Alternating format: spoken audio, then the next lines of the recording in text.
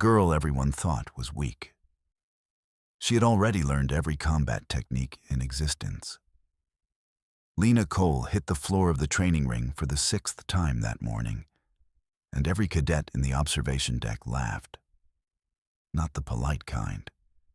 The kind that starts in the belly and crawls up through the teeth. She lay there on the cold mat, staring at the overhead lights of the Galactic Defense Academy, counting the flickers in the 3rd panel from the left. 3 flickers. Pause. 2 more, when the pattern kept her breathing even. Sergeant Voss stood over her, arms crossed, the disappointment on his face so thick it could have been scraped off with a knife. He was built like a cargo loader, square and dense, and he had never once said her name without sighing first. "Cole, get up." She got up, dust on her knees, a split on her lower lip she tongued without thinking. Her sparring partner, Danny Hargrove, bounced on his heels across the ring. Danny was the golden child of Bravo Unit. Fast hands, good instincts, the kind of cadet the recruiters put on posters. "Again?" Danny asked, and the grin on his face was almost apologetic. Almost.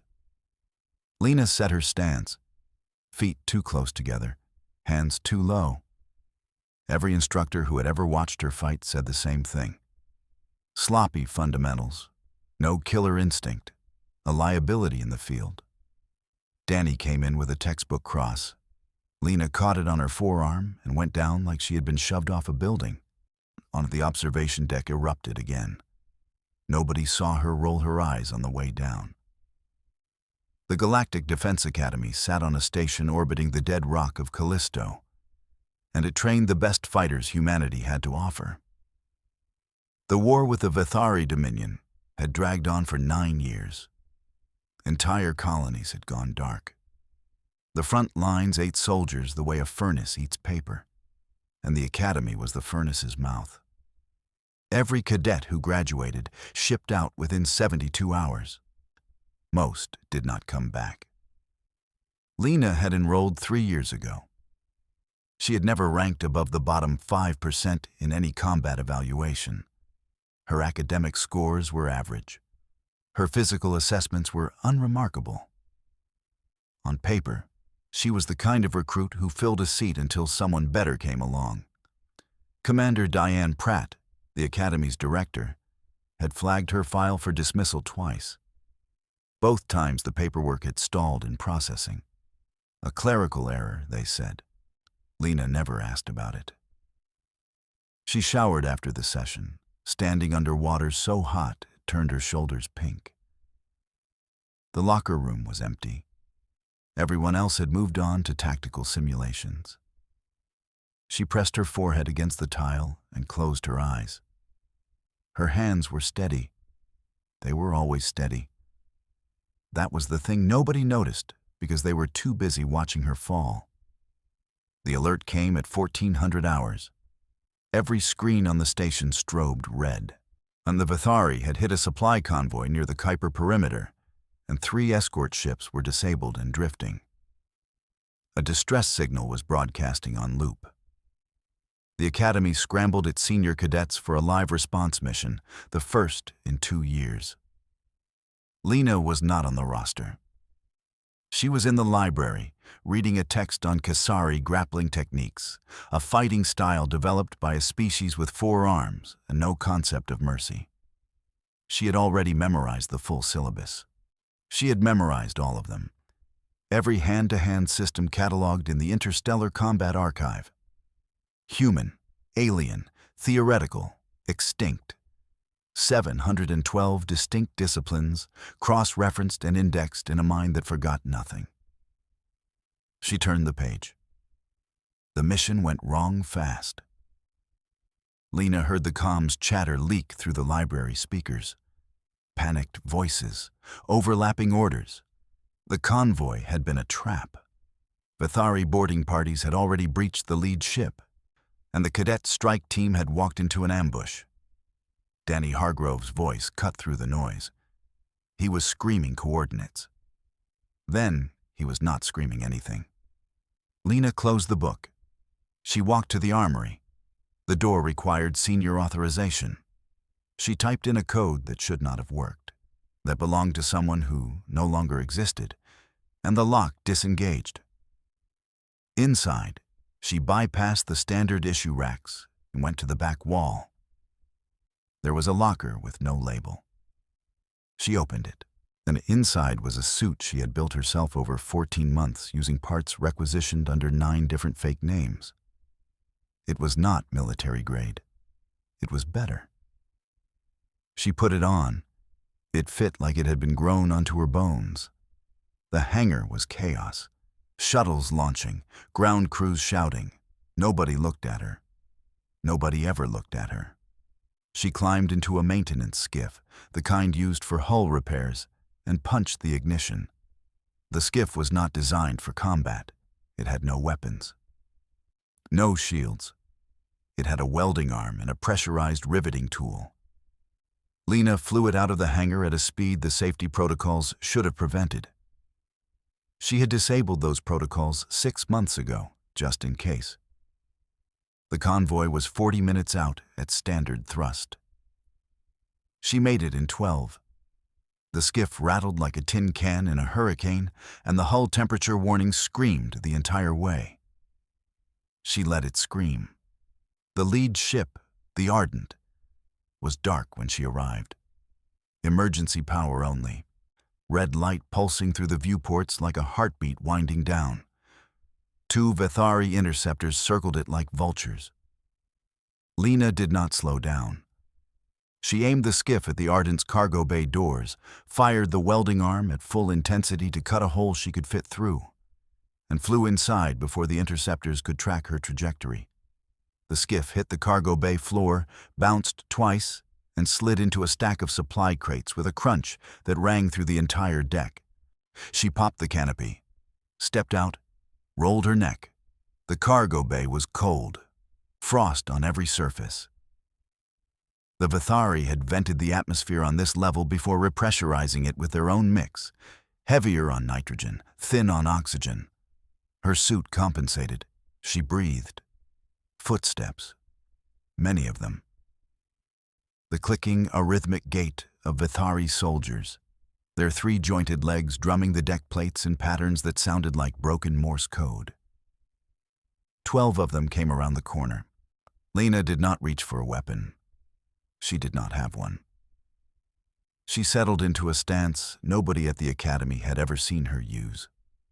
Feet wide, weight low, hands open, fingers slightly curled. It was a starting position from a discipline called Reth Van, developed by the Ohari monks of Andromeda's outer spiral, a people who had been dead for 600 years. The first Vethari lunged. She moved, not the clumsy, off-balance stumbling the cadets had mocked for 3 years. Something else entirely. Something that flowed like water finding the fastest way downhill. Except the water was a fist and the hill was a Vethari's throat. She dropped the first one in 2 strikes. The second came from her left, and she shifted into a Kasari counter, borrowing a technique meant for 4 arms and compressing it into 2 with a brutality the original creators would have admired. Its leg buckled. She used the momentum to redirect into a third, catching it mid-leap with an elbow that borrowed its geometry from Terran Muay Thai, but hit with a precision the old masters never achieved because they had never fought something with an exoskeleton. 4, 5, 6.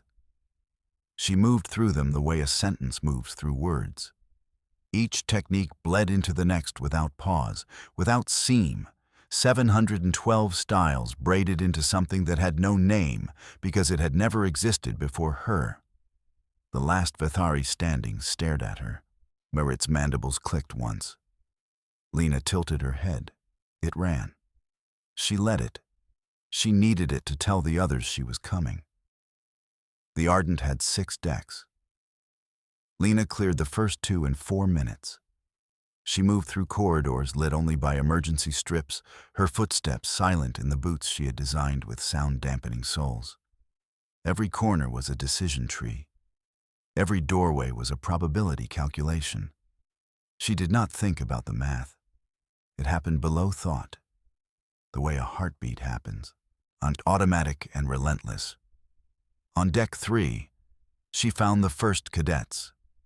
7 of them, zip-tied with Vithari restraint cords and lined against a bulkhead. Their suits had been stripped. One of them was Danny Hargrove. His right arm hung at an angle that arms do not hang at, and his face was the color of old concrete. He looked up when she entered. Blinked again. Cole?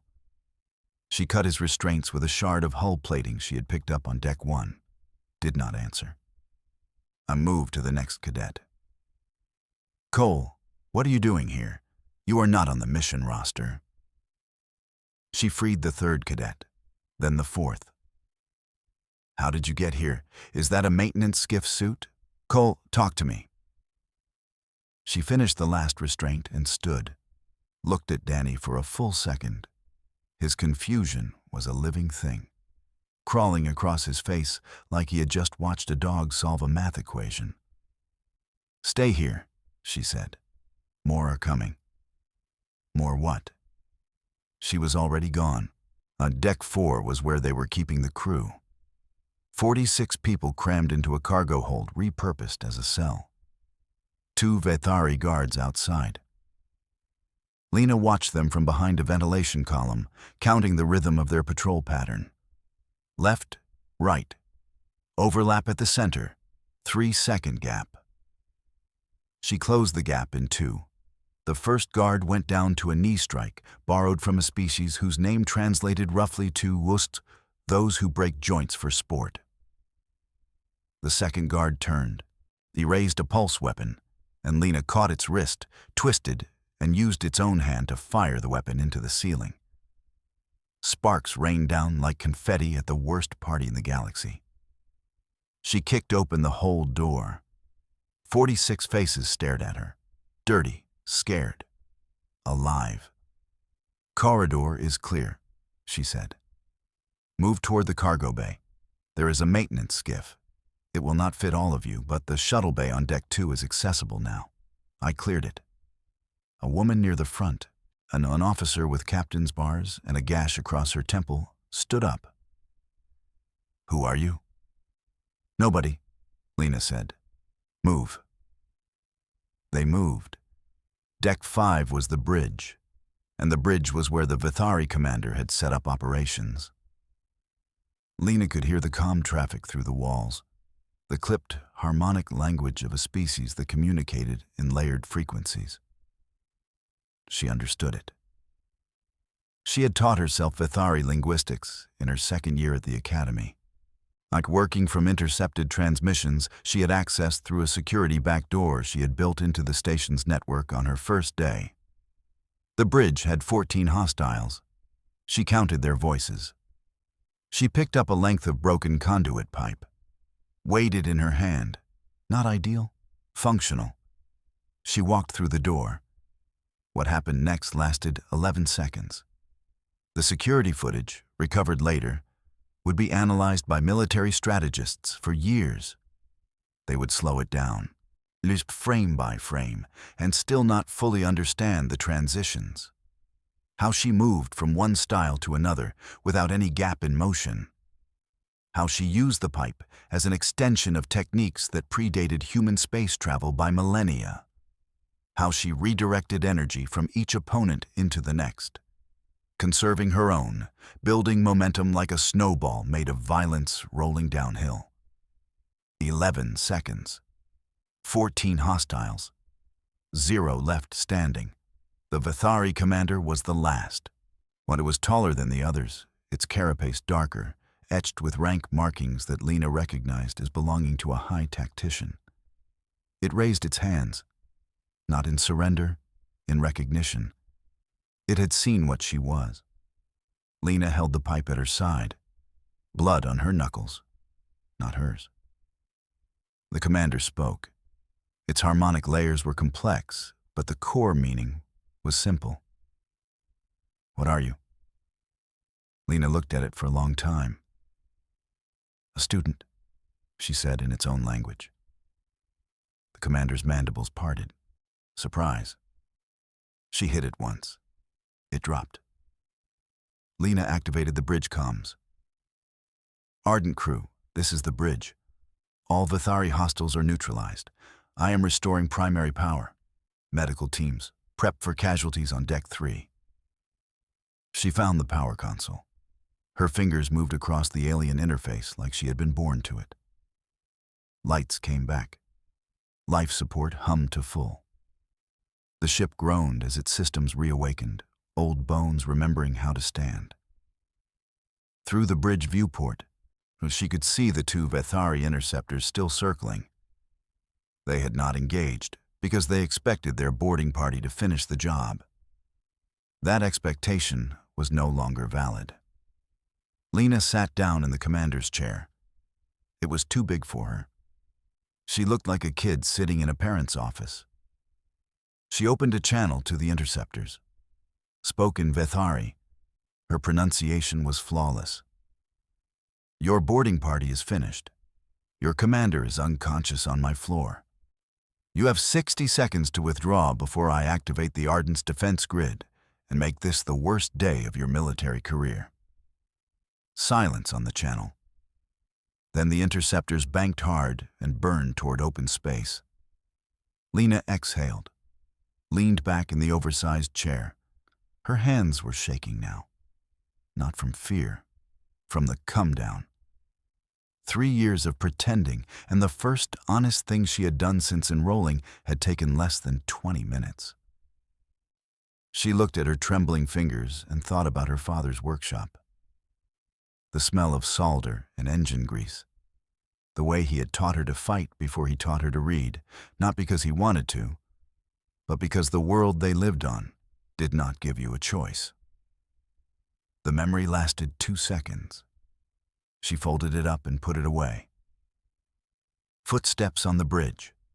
Danny Hargrove, arm in a makeshift sling, stood in the doorway. Behind him, 6 other cadets, all wearing the same expression, and the expression of people who had just realized they had been living next to a loaded weapon and mistaking it for furniture. Cole? Danny's voice was different now, stripped of the easy confidence, replaced with something raw. What the hell was that? She stood up from the chair. A rescue. That was not a rescue. That was... I have been sparring with you for 2 years. You could barely block a jab. I can block a jab. Then why? She walked past him. The shuttle bay is clear. Get everyone loaded. Academy extraction will be here in 19 minutes. Cole. Lena. Stop. She stopped, did not turn around. Why did you pretend? His voice cracked on the last word, and she heard everything inside it. The embarrassment, the betrayal, the fear of standing next to someone whose depth you never guessed. She turned her head, just enough to see him sideways. Because the people who are looking for me do not look at the bottom of the class. She walked off the bridge. The debrief lasted 9 hours. Lena sat in a metal chair in Commander Pratt's office, hands folded, face blank. Pratt sat across the desk, a woman whose silver hair and steel-colored eyes made her look like she had been forged rather than born. Between them, a holographic replay of the Ardent security footage cycled on loop. Pratt watched the 11-second bridge sequence for the 14th time. 712, Pratt said. Not a question. 712 documented combat disciplines in the Interstellar Archive. Lena confirmed. I have functional mastery of all of them. Functional mastery. I can execute any technique from any system, in any combination, against any species with a documented physiological profile. Pratt leaned back. The chair creaked. You enrolled at this academy 3 years ago with test scores that barely cleared the minimum threshold. Your combat evaluations have consistently placed you in the bottom 5%. You have been submitted for dismissal twice. The paperwork stalled. The paperwork stalled because I stalled it. Lena's expression did not change, but something behind her eyes shifted. A door opening 1 inch. I stalled it, Pratt continued, because your academic records from before enrollment do not exist. Not classified, not redacted. They do not exist. There is no school record, no medical history, no family file. Your identity begins the day you walked into my admissions office. That is not a gap. That is a construction. Lena said nothing. I have spent 3 years waiting for you to show me what you are. I assumed it would be subtler than single-handedly neutralizing a Vithari boarding force on a live combat ship. The cadets were going to die. The cadets were a recoverable situation, that you chose to expose yourself. I chose 46 lives over my cover. Pratt stared at her for a long time. Then she pulled up a second file. This one had no name attached, just a string of numbers and a classification tag that Lena recognized because she'd seen it once before, years ago, in a place that no longer existed. Project Athena, Pratt said. The room got smaller. 17 children selected from conflict zones across the outer colonies, enrolled in an accelerated neural integration program designed to imprint combat data directly into developing brains. The project was shut down 12 years ago after a catastrophic failure at the Meridian facility. Lena's hands tightened in her lap. The knuckles went white.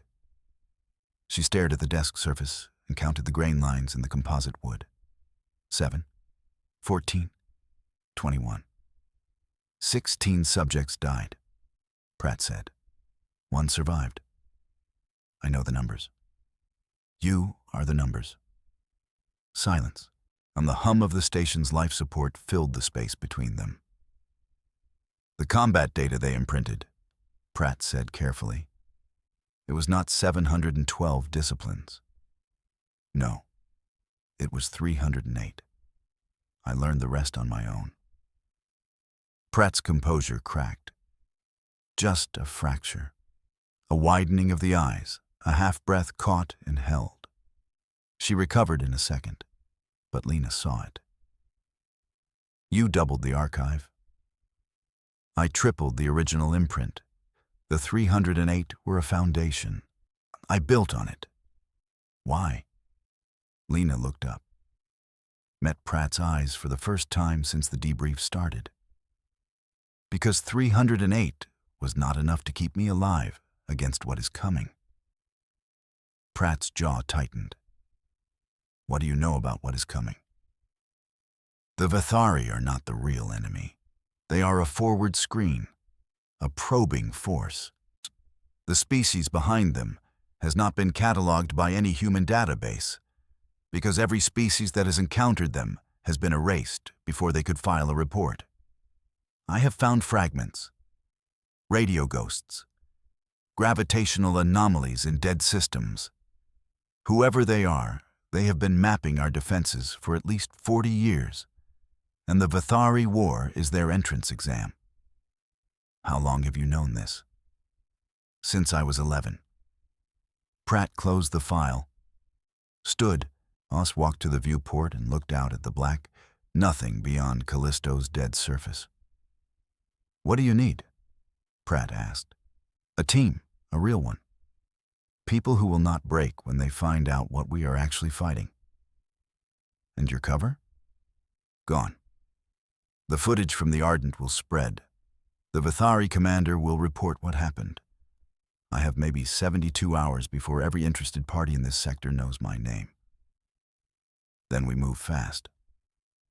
Lena stood. I already have a list. She placed a data chip on Pratt's desk. Pratt looked at it. How long have you been carrying that? 2 years. The fracture in Pratt's composure widened into something that might have been a smile. You have been planning this since your first year. I have been planning this since Meridian. She walked to the door. Cole. She stopped. The 16 who did not survive.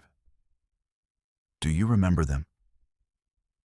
Lena's hand rested on the door frame.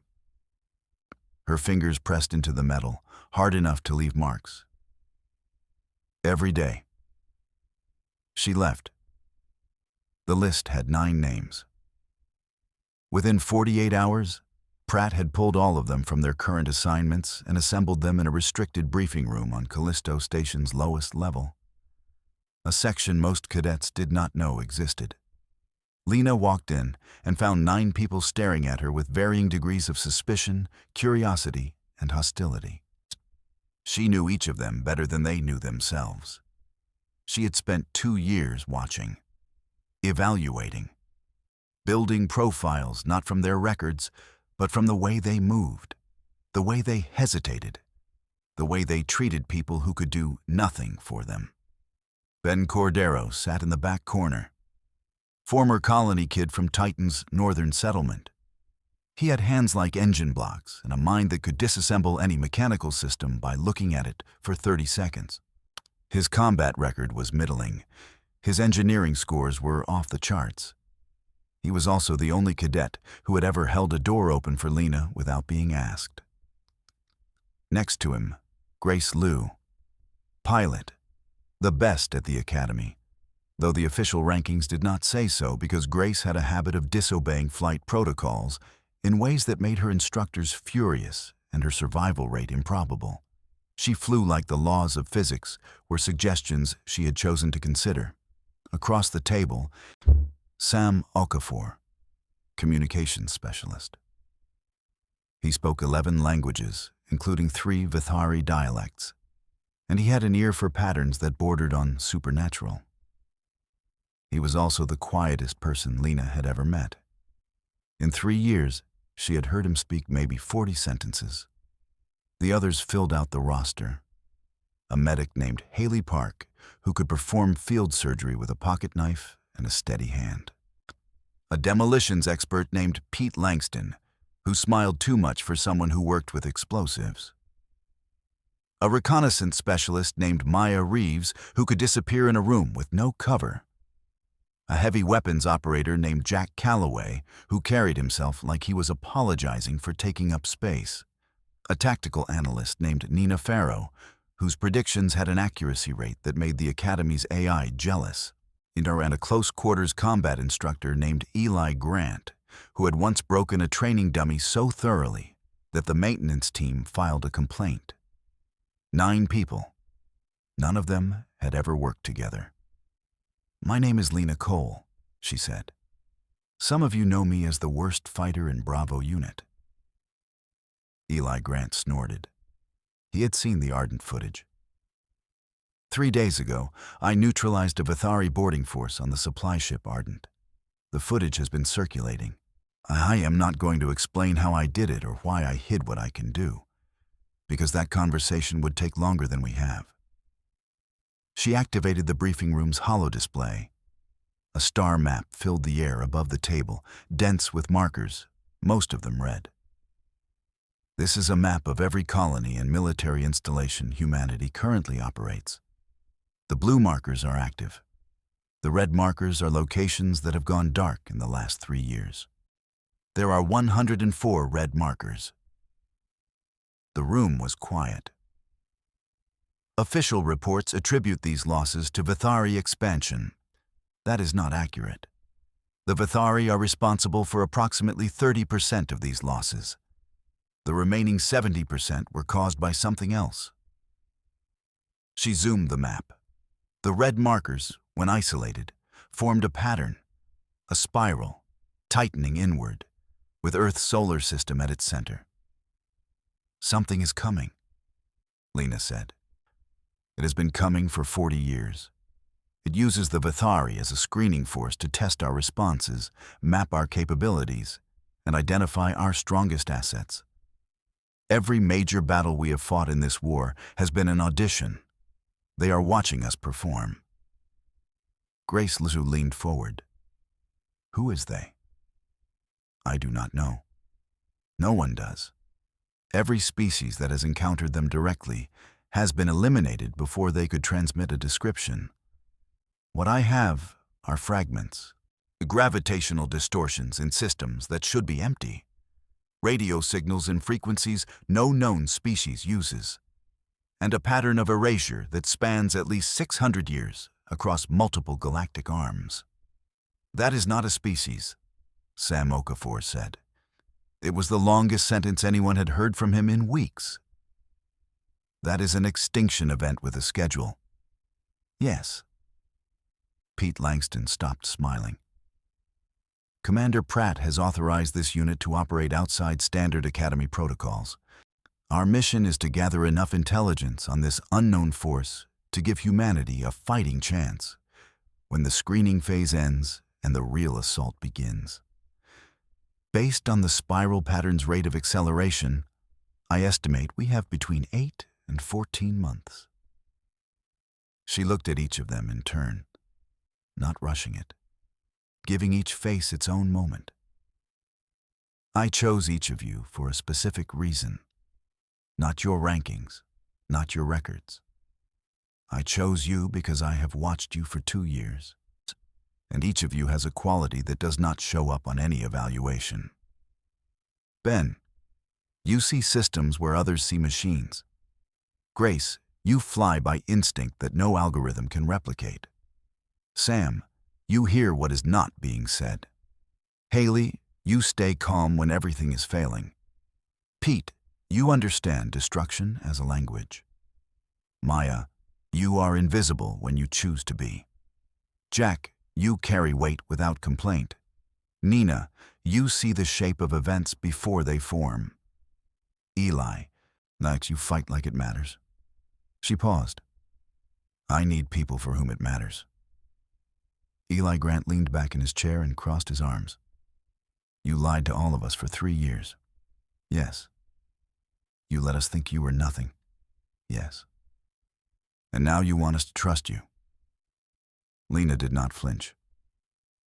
I want you to trust the mission. Trust in me can come later or never. That is your choice. But the thing that is coming does not care whether we trust each other. It will come regardless. The room sat with it. Lena let the silence work. Ben Cordero spoke first. What is the first step? There is a dead system called Harkin's Drift.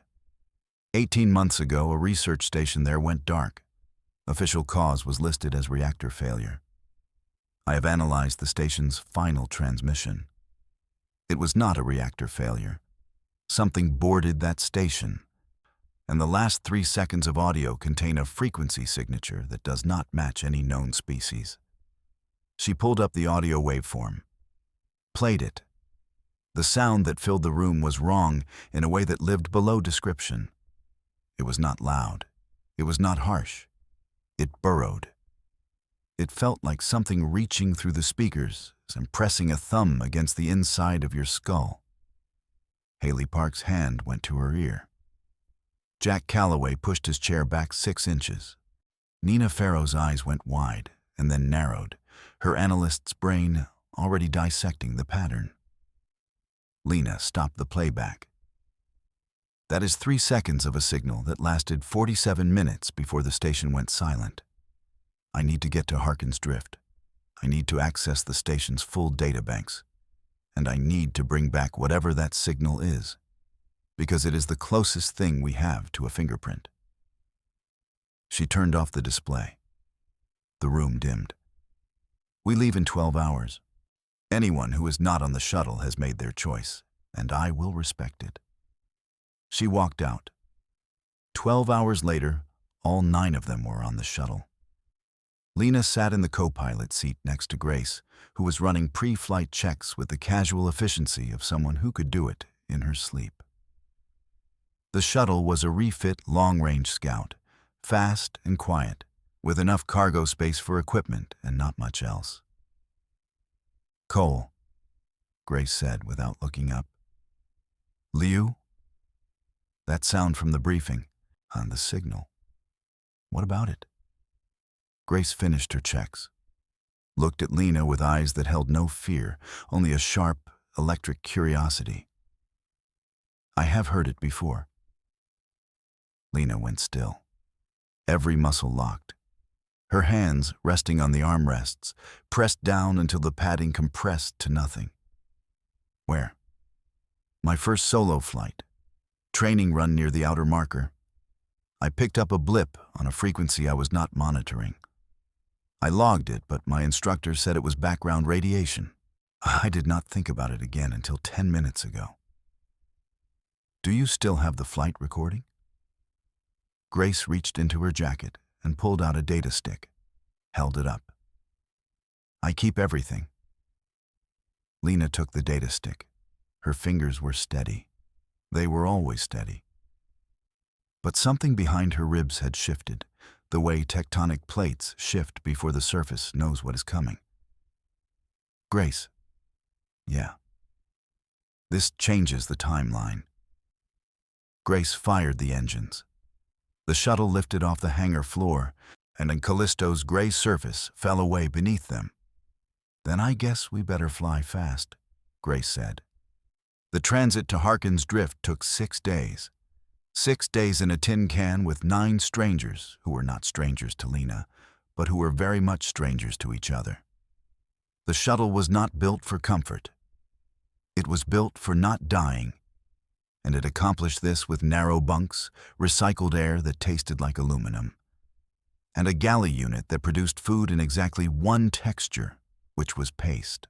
Lestat on day 2, Eli Grant cornered Lena in the cargo bay. He was not a small man. He filled doorways the way furniture fills rooms, and he had a directness that felt like walking into a headwind. Show me. Lena looked up from the data terminal she had been working at. Show you what? The real you, not the training ring act, not the ardent footage. I want to see it up close. She studied his face. No malice, no ego, and just a craftsman who had seen another craftsman's work and needed to understand the tools. She stood, cleared a space between the supply crates. Pick a style, she said. Terran boxing. She settled into an orthodox stance. Textbook, clean. Eli threw a jab. She slipped it, not by much, by exactly enough. He threw a cross. She parried and countered with a hook that stopped a centimeter from his jaw. He had not seen it start. Kesari. She shifted. Different base, different center. Her arms moved in patterns that did not look human because they were designed for a body with twice as many limbs. She adapted, compressed, made it work in ways the original creators never intended. Eli watched. His eyes tracked her movement with the intensity of someone reading a language they almost understood. Something I have never seen. She paused, then moved into something that had no name. A synthesis, a braid. Her body became a sentence written in 7 languages at once, and every word was violence refined to grammar. She flowed through positions that contradicted each other, hard angles dissolving into curves, dissolving into strikes that came from directions that should not have been accessible from her stance. She stopped, stood still, breathing even. Eli was quiet for a long time. How many people know about you? The real scope of it. Pratt. Now you, now the team. And whoever is looking for you, the people you mentioned, the ones who do not look at the bottom of the class. Her face did not change. Yes. Project Athena people? The project was government funded. When it collapsed, the data did not disappear. It was acquired by people who saw the failure not as a reason to stop, but as a reason to try harder. And you are the proof it worked. I am the proof it cost too much. Eli nodded. Not agreement. Acknowledgement. He picked up a towel, wiped his face, and walked out of the cargo bay without another word. On day 4, Sam Okafor finished analyzing Grace's flight recording. He called everyone to the galley, which was the only space large enough for all 10 of them if 3 people did not mind standing. The frequency signature on Grace's recording matches the Harkin's drift signal, Sam said. His voice was soft, the kind of quiet that made people lean in. Not similar, identical. Same modulation, same harmonic structure, same pattern of escalation. Escalation? Nina Farrow asked. She was already 2 steps ahead. She always was. The signal is not static, it builds. Grace's recording captured a 3-second fragment. The Harkin's drift transmission ran 47 minutes. If I plot the rate of escalation, the signal was still building when the station went silent. It had not reached its peak. What happens at the peak? Ben Cordero asked. Sam looked at Lena. Lena looked at the table. I do not know, she said. That is what we are going to find out. Day 6. Harkin's drift materialized on the long-range sensors as a smear of dead rock and frozen gas orbiting a brown dwarf that gave off less light than a campfire. The system had been abandoned long before the research station was built. Nobody came here unless they were studying something they did not want anyone else to find. Grace brought the shuttle in, slow. No active scans, passive sensors only. The station hung in low orbit above the largest rock, a skeletal frame of modules and solar panels that looked like a spider that had died mid-crouch. No lights, no signals, no power signatures. I am reading residual atmosphere in the main HAB module, Haley Park said from the sensor station. Thin, cold, breathable with suit supplementation. Life signs? Lena asked. None. Vithari signatures? None. Anything? Haley hesitated. That hesitation lasted half a second. And it was the loudest thing in the shuttle. There is a magnetic anomaly in the station's lower research deck. It is not consistent with any equipment I can identify. It is localized, roughly the size of a person. The shuttle docked at the station's primary airlock. The seal held, which meant the structural integrity was intact. Lena went first. She always went first now. The pretending was over. The station's interior was exactly what 18 months of abandonment looked like, in frost on every surface. Personal effects drifting in the low gravity. A coffee mug floating near the ceiling of the common area, its contents frozen into a brown disk. Lena looked at the mug longer than she should have. They split into 2 teams. Lena took Eli, Maya, and Sam toward the lower research deck. Ben, Grace, Pete, and Jack stayed with the shuttle to establish a communications relay. Haley and Nina set up a field station in the common area. The lower deck was darker. Emergency lighting had failed here. They moved by helmet lamps, beams cutting through air that was thick with suspended ice crystals. It looked like walking through a frozen cloud. Sam stopped, held up a hand. I am picking up the signal. Active? Residual. It is embedded in the station structure. The walls, the floor, the support beams. The signal played for 47 minutes, and the station's materials absorbed it. They are still resonating. Lena pressed her gloved hand against the wall. She could not feel anything through the suit, but something in her nerves fired anyway. A crawling sensation that started at her fingertips and climbed to her elbow. She pulled her hand away. The research lab was at the end of the corridor. Its door was open, not forced open, just open, as if someone had walked out and never come back. Inside, The lab was pristine. No damage. No signs of struggle. In every instrument in its place. Data terminals still powered by residual battery. The researchers had not fought. They had not fled. They had simply stopped. Lena found the main terminal. Sam plugged in and began the data extraction. Maya swept the room, her eyes cataloging every surface, every angle, every shadow. Lena. Maya's voice was flat, controlled. Center of the room. Lena looked. In the exact center of the research lab floor, there was a mark. Not a scorch, not a stain. A mark. Last, it was dark, roughly circular, and it seemed to absorb the light from their helmet lamps rather than reflect it. It was the size of a person, just as Haley's sensors had indicated. "Do not touch it," Lena said. Nobody was going to touch it. Sam worked the terminal. Data flowed.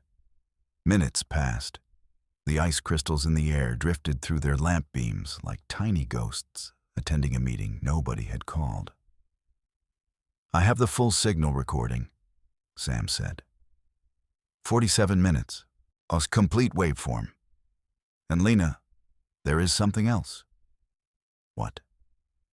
The researchers were not studying the signal. The signal was not here when they arrived. Their logs show 14 months of normal operations. Geological surveys, mineral analysis, standard deep space research. The signal began broadcasting on day 421. Origin point, this room. This exact spot. He pointed at the dark mark on the floor. "Something came here," Lena said. "Something stood in this room and broadcast for 47 minutes and then left. And when it left, it took the researchers with it." "Or it did not need to take them," Maya said. "Maybe the broadcast was enough." The room was cold. Colder than it should have been, even for an unpowered station. Lena felt it through her suit, which should have been impossible. The suit regulated temperature to within half a degree. "Pack everything," Lena said, "and then we leave in 10 minutes. They made it back to the shuttle in 8. Grace had the engines hot. They undocked and burned hard for open space, and nobody spoke until Harkin's drift was a dot on the rear sensors, and then nothing at all. In the co-pilot seat, Lena held the research station's data core in one hand and Grace's data stick in the other. 2 pieces of a puzzle that stretched across 600 years and 1,000 dead worlds.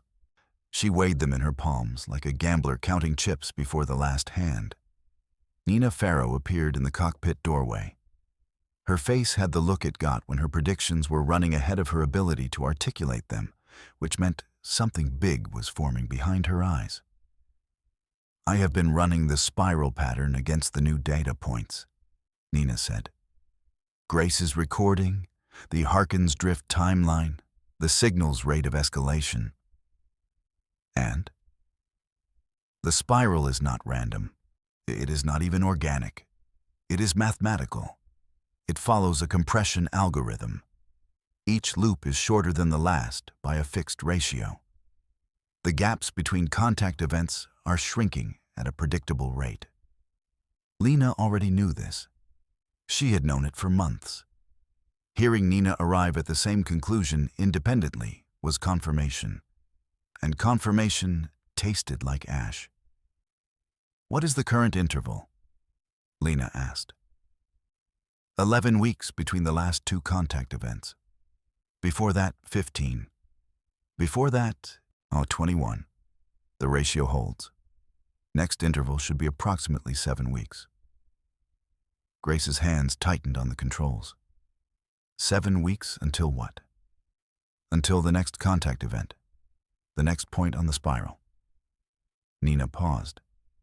The next point, based on the trajectory, is the Callisto sector. The cockpit went quiet. Callisto sector. The academy. Home. "How confident are you?" Lena asked.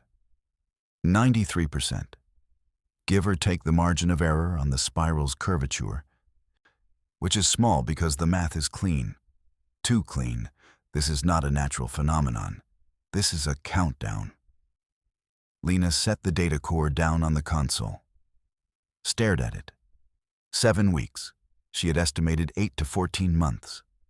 The new data cut that number down to almost nothing. The stone in her chest doubled its weight. She opened a ship-wide comm channel. Everyone to the galley, now. They gathered. 10 people in a space built for 6, standing shoulder to shoulder, the hum of the engines beneath their feet. Lena stood at one end. She did not raise her voice. She did not need to. Our timeline has changed. Based on Nina's analysis of the spiral pattern and the data we recovered from Harkin's drift, the next contact event will occur in approximately 7 weeks. The target zone is Callisto Sector. The words landed like stones in water. Ripples spread across every face. That is where we live, Ben said. Not a question. A statement. And the statement of a man who had just learned his home had an expiration date. That is where 40,000 people live, Haley corrected. Cadets, staff, support personnel, civilian contractors. We need to warn them, Jack said. His big hands were pressed flat on the galley table, as if holding it down would hold everything down. We will warn them, Lena said. We will also prepare them. But a warning without a defense is just panic with extra steps, and we need to understand what the signal does, why the researchers stopped, what the mark on that floor means. We need to turn 7 weeks into a strategy. She looked at Sam.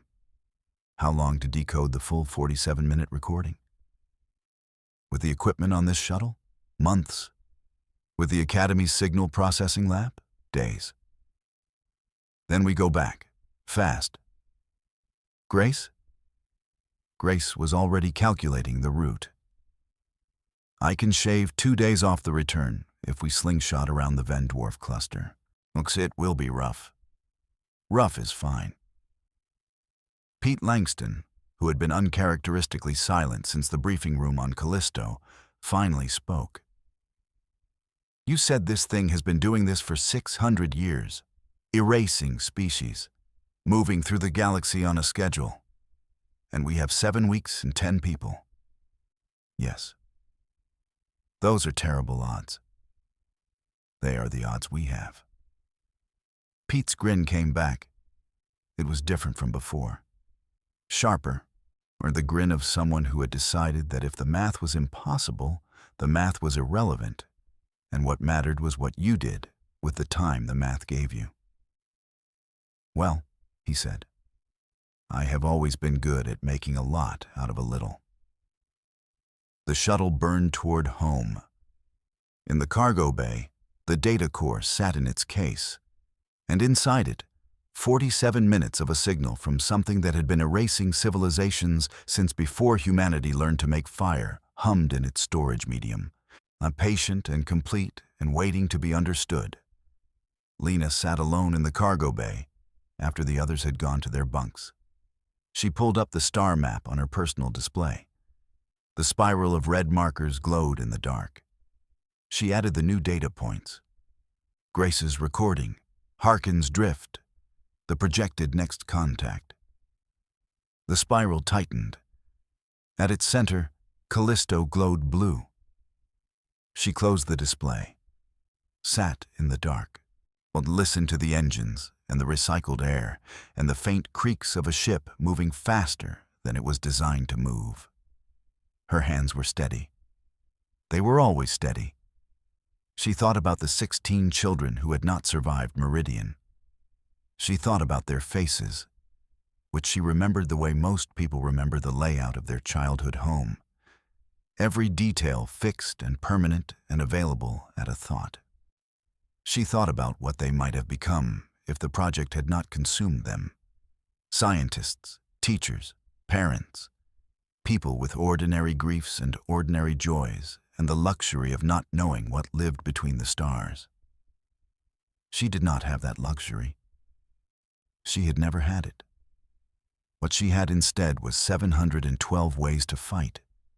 A team of 9 people who had chosen to follow her into the dark. And 7 weeks. 7 weeks to decode a signal that had ended civilizations. 7 weeks to prepare a defense against something that had no name, no face, no record of failure. 7 weeks to prove that humanity was not just another red marker on a spiral that had been tightening for 6 centuries. She closed her eyes, breathed. Let the engine noise fill the space behind her ribs where the fear lived. When she opened them, her hands were still steady. They were always steady.